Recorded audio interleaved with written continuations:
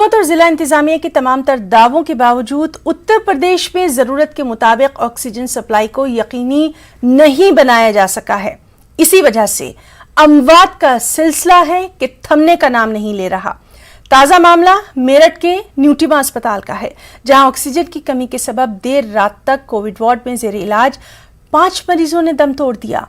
Oxygen की कमी की वजह से मरीजों की मौत के बाद अहले खाना ने अस्पताल इंतजामिया पर लापरवाही का इल्जाम लगाते हुए हंगामा किया। अस्पताल में हंगामे की खबर मिलने के बाद मेडिकल और नौचद्दी थाना पुलिस ने मौके पर पहुंचकर हालात कर काबू में किया। अब इस मामले में सीएमओ ने जांच करके कार्रवाई की बात कही है।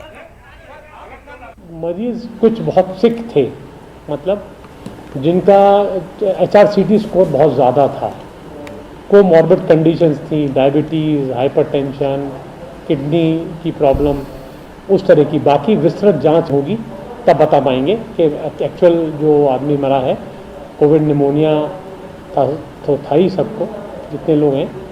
और कुल मिला के सुबह से शाम तक 5 मृत्यु का समाचार है। विस्तृत जांच करके रिपोर्ट दी जाएगी। इस समय क्राइसिस का समय है, बहुत ही हिसाब से लोगों के अंदर ऑक्सीजन का वितरण किया जा रहा है। बहुत से लोग होम आइसोलेशन वाले भी ऑक्सीजन का सिलेंडर लेके जा रहे हैं, तो जिससे कि किसी भी जने को किसी तरह की परेशानी का सामना ना करना पड़े।